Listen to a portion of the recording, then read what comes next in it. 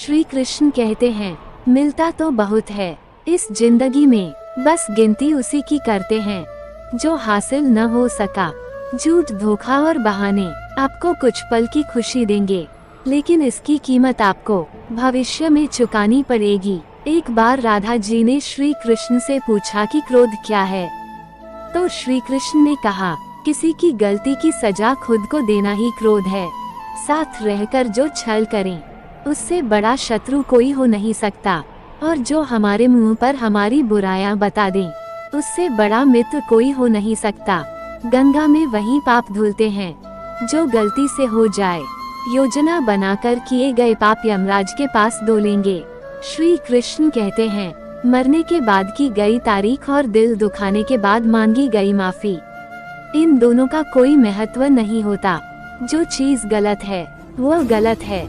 चुप रहकर काया बनने से अच्छा है कि वहाँ बोलकर बुरे बन जाओ। भगवान सिर्फ वही नहीं है जहाँ हम प्रार्थना करते हैं, भगवान तो वहाँ भी है जहाँ हम बात करते हैं। जब कोई आपसे नफरत करने लग जाए तो समझ लेना वह आपका मुकाबला नहीं कर सकता। एक बार एक चिड़िया ने परमात्मा से शिकायत की, हे मेरे परमात्मा, बड़ी मुश्किल से मिले घोंसला बनाया था, आपने तूफान भेजकर मेरा घर ही उजाड़ दिया। तब परमात्मा ने उसे उत्तर दिया, तेरे घोंसले में सौंपा गया था तुझे खाने के लिए, इसलिए मेरे तूफान भेजा कि तुम जब जाओ और उत्सव को और तुम्हारी जान सुरक्षित रह सके। हमारी जिंदगी में कितनी मुसीबतें आती है, हमको पता भी नहीं होता कि हमारा परमात्मा हमें किस तरह परेशानी से बचाता है। अगर तुम्हें लगता है कि परमात्मा तुम्हें कष्ट के पास ले आए हैं, तो भरोसा रखिए वो तुम्हें कष्ट के पार भी ले जाएंगे। एक बार एक व्यक्ति अपनी नई कार को बड़े प्यार से पॉलिश करके चमका रहा था। तभी उसकी 4 साल की बेटी पत्थर से कार पर कुछ लिखने लगी। कार पर खरोंच लगती देखकर पिता को इतना गुस्सा आया कि वो बेटी का हाथ जोर से मरोड़ देता है, इतनी जोर से कि बच्ची की उंगलियां टूट जाती है। बाद में अस्पताल में दर्द से कराह रही बेटी पूछती है, पापा मेरी उंगलियां कब ठीक होगी। गलती पर पछता रहे पिता के पास कोई जवाब नहीं था। वह भाग जाता है और कार पर लाठियां बरसाकर गुस्सा निकालता है। कुछ देर बाद उसकी नज़र उसी खरोआ पर पड़ती है जिसकी वजह से उसने बेटी का हाथ तोड़ा था। बेटी ने पत्थर से लिखा था, पापा मैं आपसे प्रेम करती है। गुस्से और प्यार की सीमा नहीं होती, याद रखें, चीजें इस्तेमाल करने के लिए होती है और इंसान प्रेम करने के लिए, लेकिन होता इससे उल्टा है। लोग चीजों से प्यार और लोगों को इस्तेमाल करते हैं। श्री कृष्ण कहते हैं, यदि आप अपना स्वभाव नहीं छोड़ते तो आपके सामने आपका दुश्मन भी घुटने टेक देगा। एक बार गधा और एक आदमी रास्ते से जा रहे थे। रास्ते में गधा किसी गहरे गड्ढे में गिर जाता है। आदमी अपने गधे को गड्ढे से निकालने का हर प्रयास करता है, लेकिन काफी प्रयत्न के बाद भी वह असफल हो जाता है। वह बहुत दुखी होता है, ऐसी दशा में छोड़ना नहीं चाहता था। तभी उसके मन में विचार आता है और वह उसे गड्ढे में झंडा गाड़ने का निश्चय कर लेता है, जिस तरह आसानी से मर सके। इसलिए वह उस पर मिट्टी डाला आरंभ कर देता है। जैसे गधे पर मिट्टी गिरती है, वो उसे वजन के कारण हिलाकर हटा देता है और इसी मिट्टी पर चढ़ जाता है। वह प्रत्येक बार यही कार्य करता है। जब जब मिट्टी उसके ऊपर गिरती है, अंत में मिट्टी से गंदा भर जाता है और वह सुरक्षित बाहर आ जाता है। इसलिए हमारी आंतरिक वृत्ति हमें ताकत देती है, हमारा स्वभाव हमें कहीं जीने नहीं देता। संकट में उसे कभी नहीं भूलना चाहिए। प्रकृति का काम तो सिर्फ लोगों को मिलाना है, रिश्तों की उम्र क्या होगी ये तो आपके व्यवहार पर निर्भर करता है। बहुत मुश्किल होता है उस व्यक्ति को हराना जिसे चलना बुरे व्यक्ति ने सिखाया हो। अगर कोई आपको ठुकरा दे तो बुरा मत मानना, क्योंकि वे वास्तव में आपकी कीमत नहीं जानते। आपके विचारों का कोई मूल्य नहीं होगा अगर आप किसी मुकाम पर नहीं होंगे। इसलिए खुद पर काम करिए। विराट की खामोशी का भी मूल्य होगा।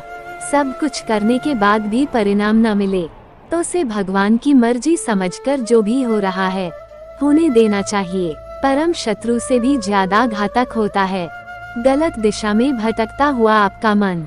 जुबानों के पीछे मत चलो, कोई तुम्हें सी कहानी नहीं सुनाएगा जिसमें वह खुद गद्दार होगा।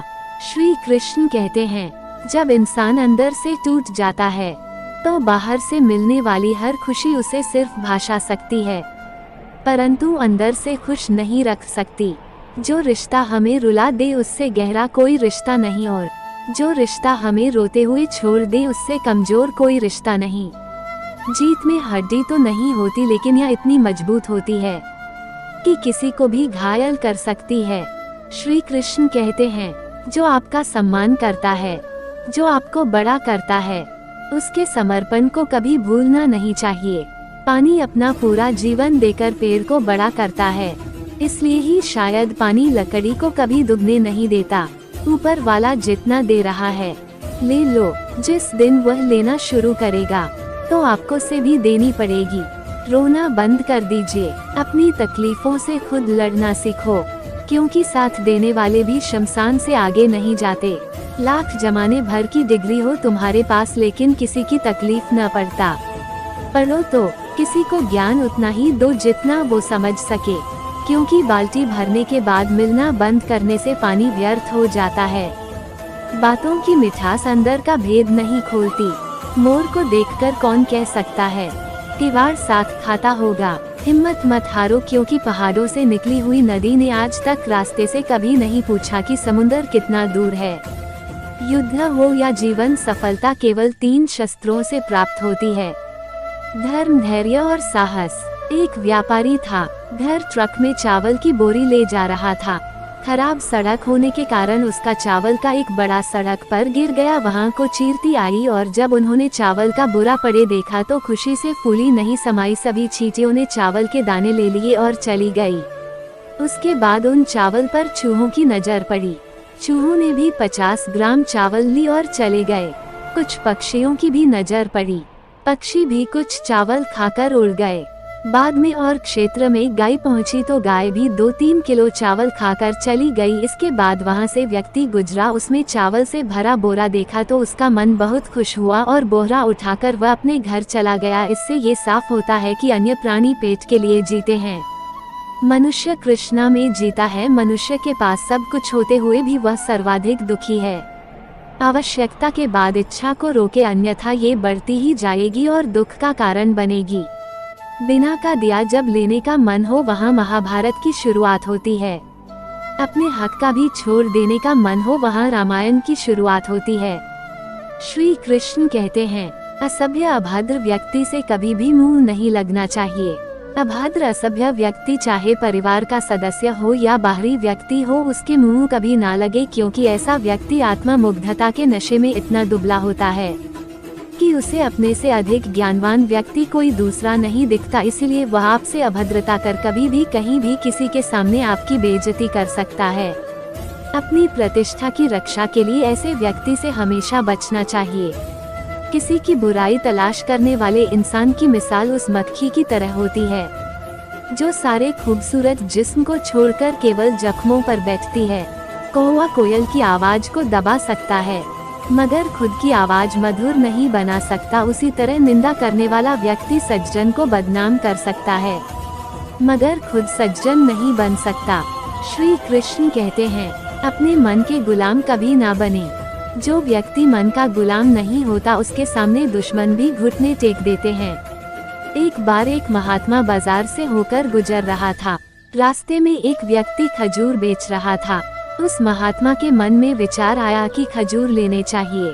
उसने अपने मन को समझाया और वहां से चल दिया, किंतु महात्मा पूरी रात भर सो नहीं पाया। अगले दिन वह विवश होकर जंगल में गया और जितना बड़ा लकड़ी का गट्ठर उठा सकता था उसने उठाया। उस महात्मा ने अपने मन से कहा कि यदि तुझे खजूर खाने हैं तो ये बहुत सुलझे उठाना ही पड़ेगा।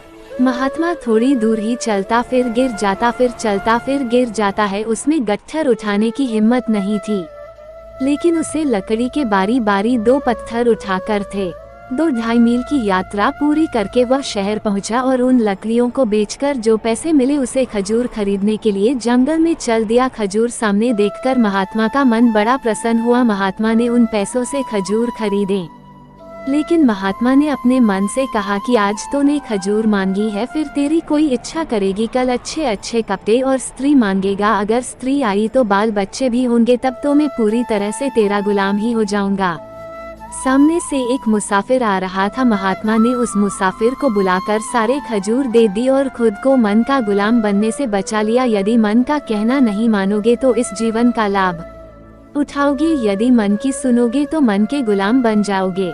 भगवान ने सभी को धनुष के आकार के होंठ दिए हैं, मगर इन शब्दों के बाण से छोड़ी है जो सामने वाले के दिल को छू जाए, न कि दिल को छेड़ दे।